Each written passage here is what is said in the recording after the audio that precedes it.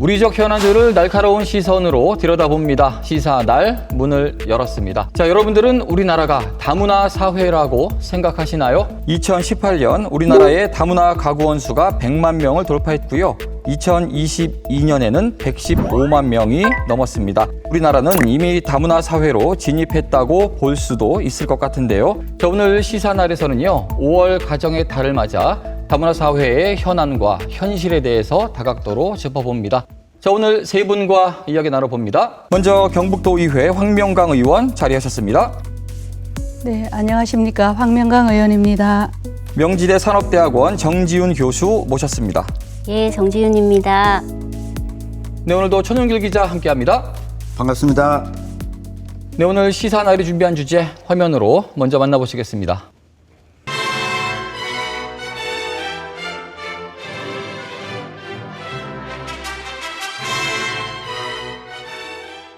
전국적으로 다문화 학생들이 꾸준히 늘고 있습니다. 지금은 학생 100명 중 3명이 다문화 학생이라고 하는데요.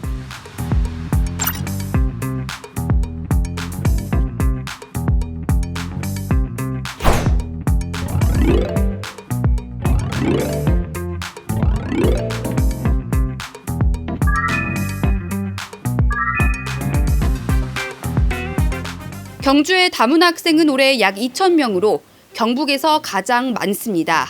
문제는 이 가운데 많은 학생들이 한국어 소통 문제로 학교 생활에 큰 어려움을 겪고 있다는 겁니다.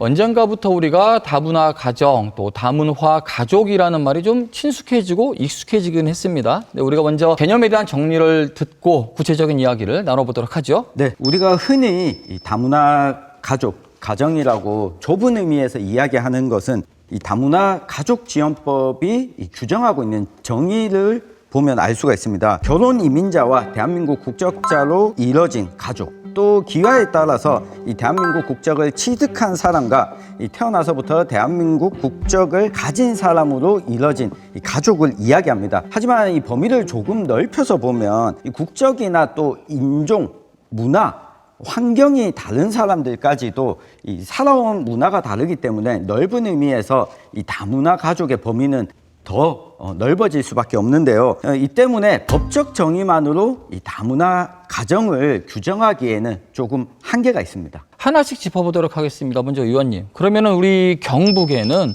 얼마나 많은 다문화 가족들이 있는지 궁금합니다. 그 현황을 짚어주실까요? 가장 최근 통계인 22년 기준으로 경상북도의 다문화 가구 수는 1만 8,700여 가구가 되고요. 결혼 이민자는 1만 6,700여 명이고 그 자녀 수는 1만 8천여 명으로 매년 조금씩 증가하고 있는 추세입니다. 그리고 그 경상북도 내 시군의 그 다문화 가족 현황을 살펴보면 포항이 2,000여 명으로 구미, 경주가 약간의 차이가 나지만 비슷하게 가고 있습니다. 그리고 그 다문화 자녀는 역시 포항이 2,400여 명으로 가장 많고 구미, 경주, 경산, 안동 순으로 집계되고 있습니다. 아무래도 인구가 많거나 네. 공단을 끼고 있는 네네. 이런 도시들이 다문화 가족들이 좀 많군요. 네, 그렇습니다. 네, 일자리가 있다 보니까 아무래도 많이 오지 않을까 네. 생각이 드는데요. 그러면 교수님, 이 전국적으로는 어떤지 궁금하고요. 저희가 항상 뉴스를 접하게 되면은 증가하는 추세다 이런 얘기도 많이 듣게 되거든요. 체류 외국인이 250만을 돌파하면서 다문화 가구 수도 거기에 상응해서 늘어나고 있습니다. 코로나 기간 19년도에서 한 2년 정도에 많이 줄었지만 그래도 인구 절벽 상황에서 계속 늘어나고 있는 시점입니다.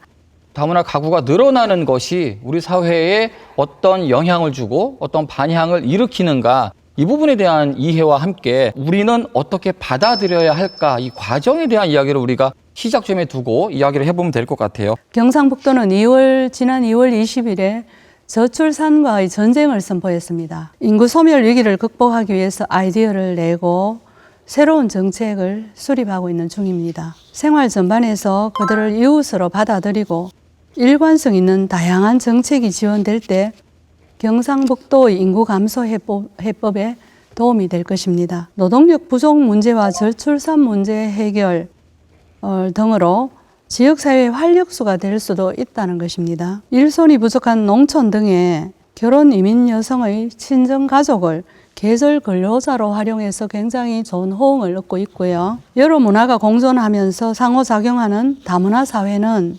미국의 예처럼 풍부한 문화적 요소를 서로 상호 발전의 기회로 찾을 수 있다는 것입니다. 일단 인구 절벽이나 우리가 생각하는 지방 소멸 위기 이런 거에서 외국인이 무조건 들어와야지만 다문화 가정이 늘어야지만 이게 해결이 된다.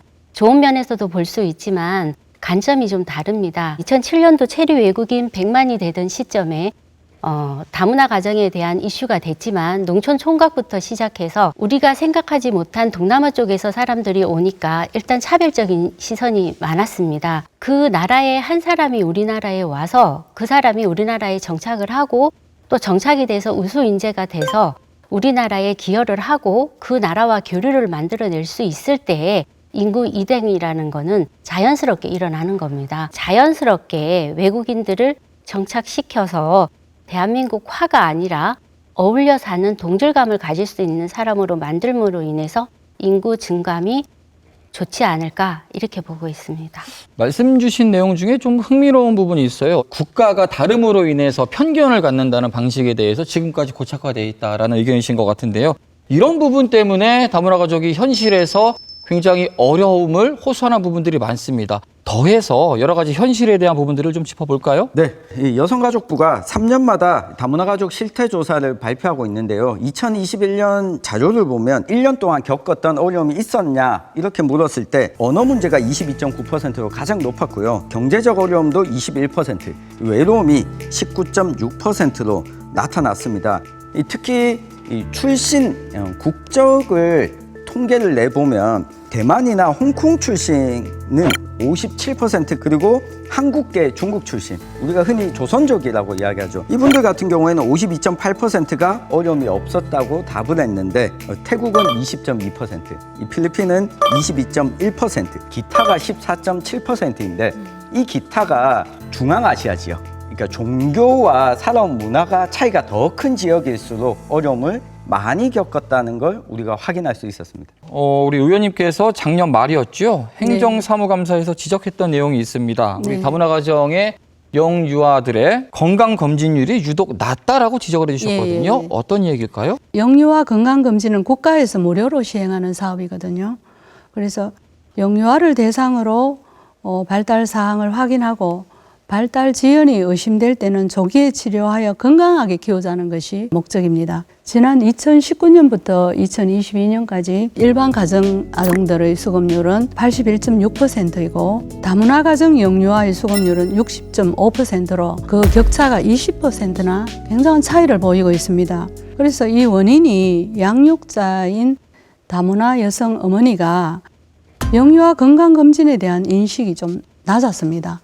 그리고 이제 의사소통이 여의치 않으니까 의료기관 이용이 쉽지 않아서 이런 상황이 발생되었습니다. 10명 중에 4명의 아동들이 건강검진을 받지 않고 있다는 것은 굉장히 안타까운 일입니다. 앞으로 모든 다문화 아동들이 이 검진을 받아서 건강하게 잘 자랄 수 있도록 하는 그런 정책도 우리가 마련해야 될 것 같습니다. 사실 조금 더 들여다보면은 이 네. 다문화 가정 내에서도 지적해 주신 네. 것과 같이 네. 이 경제적 여유가 있고 없고 언어가 네. 되고 안 되고의 격차를 따져보면 그건 또 네. 심각하지 네, 않을까라는 굉장히 생각도 심각합니다. 해보게 네. 됩니다. 결국 다문화 가족들이 자리를 제대로 잡기 위한 초석, 정책이 되지 않을까 싶습니다. 이 정책에 대한 이야기를 지금부터 나눠볼 텐데요. 자, 작년 4월이었습니다.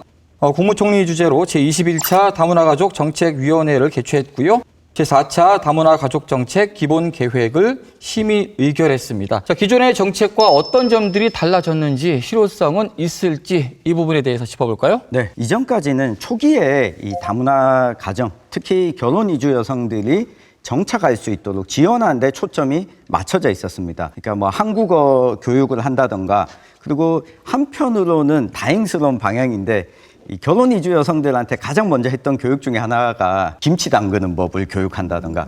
그러니까 다문화가 아니라 한국 문화를 익숙하도록 만드는 데 집중했다면 이번에 나온 계획을 보면 이 다문화 가족이 형성되고 아이가 태어나고 아이가 성장하고 그리고 결혼 이주 여성들의 경우에도 다시 사회생활, 경제적인 활동을 할 수 있도록 맞춤형 지원을 하는 쪽으로 좀 새로운 정책들이 나왔습니다. 특히 이 초등학교 입학 전후에 이 기초학습 지원을 한다거나 이게 정부 차원의 지원도 있지만 경북 같은 경우에는 교육청에서 실제로 미래교육지구 사업을 하면 이 다문화 가정의 아이들이 환경에 따라서 좀 1:1 교육을 받을 수 있도록 지원한다던가 다른 부처에서도 지자체 차원에서도 지원의 범위가 좀 넓어진 걸 확인할 수가 있고요. 또 이 다문화 가족과 지역 주민들, 그러니까 우리가 흔히 이야기하는 한국인들이 함께 좀 어우러질 수 있도록 문화교류를 하는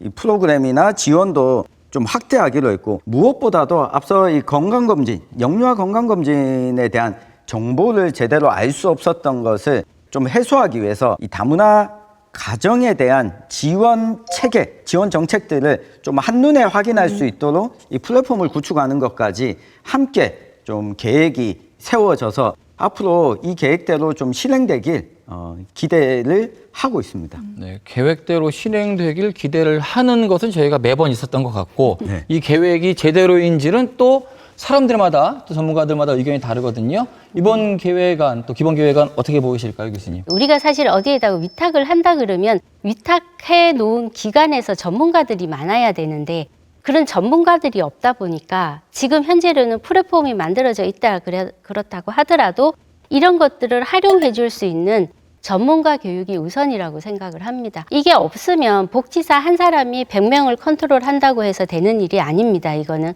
나라별로 컨트롤이 돼야 되기 때문에 이주 여성도 발굴을 하지만 전문가를 배출할 수 있는 이런 시스템들이 조금은 더 강화가 되어야 되지 않을까. 결국 정부 기조가 좀 변하면 우리 경상북도는 어떻게 변해갈까 이 부분에 대한 질문도 생깁니다. 네. 어떤 식으로 지금 정책 방향을 잡고 있고요. 또 현황에 대한 이야기도 들어볼까요? 다문화 가족 자녀 방문 교육 사업을 위해서 22개 시군에 방문 지도사가 190명, 자녀 언어 발달 지원을 위해서는 언어 지도사가 25명이 활동을 하고 있습니다. 그리고 영유아기부터는 이제 이중 언어 교육을 지원하기 위해서 6개 시군에 이중 언어 코치가 있습니다. 아이들이 많은 곳부터 이렇게 이중 언어 코치가 있는데 이것도 22개 시군에 다 되어야 된다고 보고요. 또한 결혼 이민 여성 글로벌 인재 양성 사업으로 국제 교류 전문 교육과 이중 언어 강사 맞춤형 일자리를 통해서 경북 도내에 451개 기관에 일을 하고 있습니다.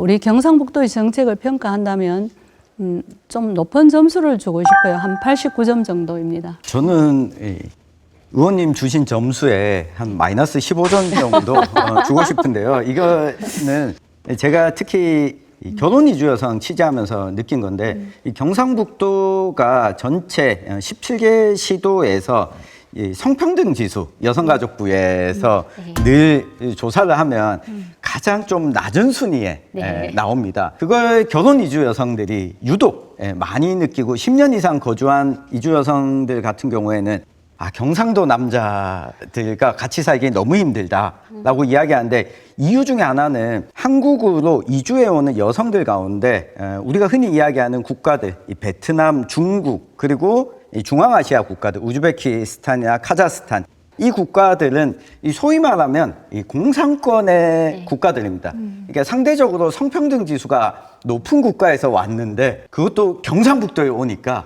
더 여기에 문화적 충격을 많이 받았다라는 이야기를 많이 하거든요. 그런 면에서 보면 이 한국인들에 대한 이 교육 면에서 경상북도가 조금은 좀 부족하지 않았나. 앞서 의원님의 여러 가지 이야기 중에서 자녀들에 대한 이야기가 있었습니다. 아무래도 결혼 이주 여성들이 온 지 오래됐고 그 이야기는 당연히 자녀 비중이 높아진다는 이야기예요. 그러면은 이 자녀들에 대한 정책, 지원 방식들이 어떤 것들이 있는지 어떻게 봐야 되는지에 대한 숙제가 있을 것 같습니다. 이 부분에 대한 이야기를 들어볼게요. 교수님. 처음에 왔을 때는 공교육기관보다는 대안학교라든지 이런 걸 많이 찾았습니다. 어떻게 해줄 수가 없었기 때문에. 사실 언어 능력도 부족하지, 학습도 부진하지, 뭐 집단 따돌림이라든지 출신 국가별 우리가 한 학급 학교에 이렇게 산재한 경우가 그렇게 많지는 않았거든요. 그 이후에는 20개 우리나라 외국인 정책 중앙부처에서 외국인에 대한 위탁 사업이라든지 이런 거를 많다 보니까 조금 적극적인 엄마들은 그런 걸 다 잘 활용을 합니다. 아이들을 엄마 나라 캠프를 보낸다든지 교육을 한다든지 아예 이런 것들을 어떻게 이용해야 될지를 모르는 한국어가 전혀 안 통하는 가정에서는 아예 지금까지도 그걸 활용을 못하고 있습니다. 그런 면에서 봤을 때 경북의 어느 한 학교에서는 우크라이나인만 90%입니다. 그러니까 이게 어떤 상태가 나타났냐 하면 역차별 현상이 나타나는 겁니다. 한국 학생들이 10%도 안 되다 보니까 우크라이나어로 수업이 된다 그러면 얘네들이 커서 카리텔이 만들어질 때는 나중에 더 많은 비용이 들어갑니다.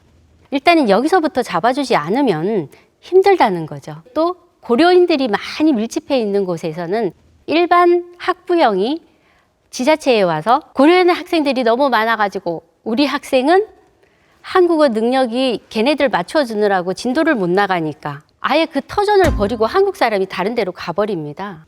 자, 이런 심각한 상황들은 가장 기초적인 학교에서 이루어지고 있는데 이런 것들을 해결할 방법은 학교 안에서의 교육이 지식을 주는 거라 그러면 우리나라의 각 지역마다 지역 아동센터들이 있습니다. 거기에 각 지역마다 나라별로 이제 다문화 학생들을 학교 들어가기 전에 교육을 시켜줍니다. 보조 역할이죠. 학교에 들어가서 소통이 안 되는 부분을 거기에 가서 역할을 하게 합니다. 그래서 기존의 우리나라의 지역 아동센터 안에 나라들이 하나씩 지금 들어가고 있습니다.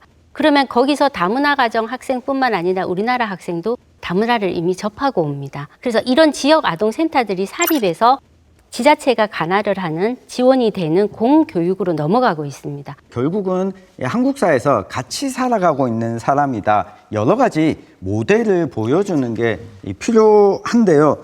그런 면에서 보면 전남교육청이 내년도부터 교원 임용 선발을 할 때 다문화 배경의 이 교원을 선발하겠다라고 약속을 했습니다. 실제 내년부터는 이루어질 것으로 보이고요. 이 다문화 전형을 통해서 교대 입학한 학생들이 졸업한 이후에 학교 현장에 교사로 나갔을 때, 그러니까 단순히 이 출신 배경, 이 국가뿐만 아니라 이 두 가지, 세 가지 문화를 학습하고 자란 사람도 한국인이다. 그리고 한국 교육 안에서 교사로서 일을 하고 있다. 이걸 보여주는 게 매우 중요하다고 볼 수 있고요.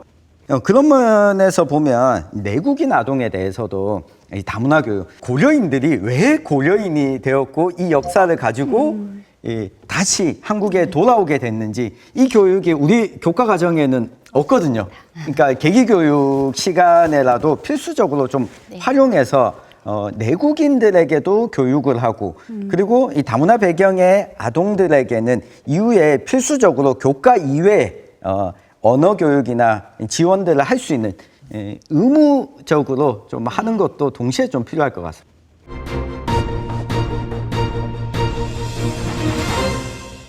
다문화 가족 자녀들 정책에 대한 예로 두 분이 고려인에 대한 말씀을 주셨습니다. 지금 의원님께서 지역구로 계신 경주 고려인 마을이 있잖아요. 네, 우리 있습니다. 경상북도 내에 체류하고 있는 고려인들의 90% 이상이 지금 경주 고려인 마을에 있어요. 이분들에 대한 정책을 보면은 여러 가지 정책들을 좀 비교할 수 있지 않을까? 어떤 것들이 있을까요? 경주에 고려인 동포들이 많이 늘어나니까 이분들이 밀집해 있는 성근동에 이제 그 신실크로드 어이공센터를 경주시가 이제 건립할 예정이라고 합니다. 각종 생활 상담과 교육을 받을 수 있는 내외국인 교류 거점 공간을 준비한다고 합니다. 이제 지난해부터 한국어 교육, 자녀들을 위한 돌봄 교실 지원, 그리고 어르신 문화 교육 등을 해오고 있는데 올해 7월부터 경상북도에서 유치원에 이제 그 다니는 3세에서 5세 아동에게 그 월 보육비 28만 원 전액을 지원할 예정입니다. 지역 주민들과 이분들과의 또 소통의 문제로 인한 또 어려움, 갈등이 있어요. 또 특히 2세대 이후 고려인들은 러시아어 등을 이제 사용했기 때문에 한국어를 잘 못하고 있거든요. 그래서 이제 여기에 정착을 하려면 우리 한국어 교육과 우리 문화 알리기가 굉장히 중요합니다. 다문화 사회가 사회 전반적으로 영향력이 커졌구나라고 느끼게 되는 부분 중에 하나가 국방인 것 같습니다. 2030년에는 입영장병의 5% 정도가 아마 다문화 가족에서 나올 것이다, 출신이다, 이런 얘기가 있거든요. 이 부분에 대한 준비 우리는 어떻게 해야 될까? 이 얘기를 좀 짚어볼까요, 최능길 기자? 네. 제가 여기서 꼭 이야기 드리고 싶은 것은 이 정부가 나서서 다문화 배경의 장병들을 위한 특별한 정책을 안 만들었으면 좋겠습니다. 일예로 한 공공도서관에서 그런 이야기 사례들을 확인했는데요. 이 도서관에 다문화 가족실이라고 하는 도서실을 따로 만들어 놓고 이 여러 언어들을 그쪽에 몰아두니까 이곳에 아무도 안 간다고 합니다. 내가 다문화 배경인 것을 굳이 드러내놓고 싶어 하지 않기 때문에 네. 더 찾지 않고 기존 이 도서관 내에 여러 가지 문화, 언어의 책들이 함께 있을 때 오히려 이 한국인들도 더 궁금해서 찾아보게 되고 이 다문화 배경의 아동과 청소년들도 큰 불편함 없이 이용한다고 하거든요. 그래서 특히 국방 정책에 있어서 자, 다문화 배경의 장병이야 라고 하는 꼬리표를 만들지 않고 만약 어려움을 겪을 때 지원하는 프로그램이 있어야 되지 분리 정책을 하지 않는 게 저는 무엇보다도 중요하다고 봅니다. 기자님 말씀하신 대로 구분을 하는 게 지금 문제거든요. 이제는 구분 없이 모든 게 뭐 정책 방향, 지향점을 다문화 장병 지원 정책으로 넣는다든지 이런 거를 그냥 군 장병 지원 정책으로 넣는다든지 뭐 이런 식으로 문구를 바꾼다든지 이런 것부터가 없어진다 그러면 서로 모르는 상태에서 알아가는 게 오히려 더 소통이 잘 되고 융화가 잘 되거든요. 자, 이번에는 결혼 이주 여성들에 대한 이야기를 잠깐 해볼까 합니다. 사실 이분들이 처음 우리나라에 왔을 때에는 아마 생활전선에서 적응하는 것이 먼저였던 것 같고요. 그 이후에는 좀 역량을 키워서 여러 가지 직업을 갖는 것이 목적이었다면 이제는 좀 더 나아가서 전문적인 직업으로 가야 되지 않느냐라는 여러 가지 목소리들이 있습니다. 어떤 정책들이 필요할 것 같은지 이야기를 들어볼게요. 기존 여성들이 우리나라에 왔을 때 세계 문화 축제를 하면 각 나라 음식들을 소개를 합니다. 근데 여성들이 하는 말이 나는 대한민국에 왔는데 내 인도네시아 음식이 아니라 우리나라 음식을 소개하고 싶어. 그래서 된장, 고추장 이런 것들로 초중 고등학교에 들어갈 수 있는 발효식품 교육을 또 만들어냅니다. 거기에서 여성들이 그 자격증을 받아서 자기 나라 음식에 자기 나라 장이 있으면 우리나라 장을 가지고 어떻게 움직인다든지 이런 자격증을 받아서 여성센터나 이런 데에서 우리나라의 고추장, 된장 이런 것들 발효 음식을 강의를 하고 이렇게 하는 여성들을 많이 지금 서울시에서는 발굴을 하고 있고요. 그리고 지금은 또 어떤 일들이 많냐 하면 학교 안에 자유학기제에 엄마들이 대체적으로 학교의 보조교사 역할로 들어와서 나라를 알려주는 역할을 합니다. 다문화 가정 아이들이 자기 엄마를 자랑스러워해요. 그러니까 이런 것들은 더 많이 뻗어져 나가야 된다고 생각을 하고요. 그다음에 지금 그 지자체나 이런 곳에서 그리고 또 중앙기관들에서 뭐 중국에 대한 모든 보고서 자료가 필요하다. 이주 여성들이 들어가서 합니다. 작년부터 시작해서 인구과라는 게 생겨서 각 지자체마다 정착 지원 사업이 시작이 됐습니다. 정착 지원 사업에서는 각 기간에 20-30년씩 일한 단체들 안에 그 나라를 알리기 위해서 다문화 가정 여성들이 한국어와 돌봄 사업들을 합니다. 채용을 해서. 자, 이런 것들을 자꾸 알려줘야 여성들이 활동을 할 수가 있습니다. 소개가 안 되기 때문에 여성들이 진출을 못하는 거지 이런 것들을 언론들이 사례로 이렇게 모델로 소개를 해주면 여성들이 직업 선택하는 데 도움이 많이 될 겁니다. 그리고 우리한테 도움을 주는 겁니다. 한국 여성이 그 나라를 모르지만 이 여성은 한국을 알고 태국을 아니까 그 역할을 해줄 수 있는 겁니다. 경상북도에 바라는 건 딱 한 가지입니다. 앞서 전남도 교육청에서 이주 배경 이 교사들을 선발하겠다라고 한 것처럼 이주 여성들에 대해서 공무원 이 채용을 경상북도가 좀 앞서서 하게 된다면 우리가 장애인 고용 할당이 있지 않습니까? 이걸 하는 이유는 우리 사회 장애인이 이렇게 많이 살고 있네. 이 공공의 영역에서 먼저 하면 민간으로 확산되기 때문에 결혼 이주 여성들이 일할 수 있는 공간을 공공기관에서부터 안정적인 직장으로 열어주게 된다면 결혼 이주 여성들의 가정의 내에서의 사회적 지위가 함께 좀 올라갈 수 있지 않을까.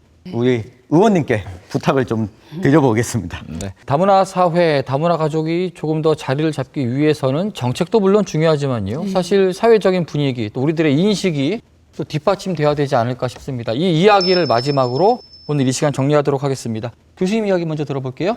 일단은 내국인하고 다문화 가정 이런 개념, 이 용어 자체가 좀 문제이긴 하지만 어쨌든 어울릴 수 있는 장이 많아야 되고요. 하나의 컨트롤 타워가 생기더라도 교육이 우선적으로 받쳐줘야 됩니다.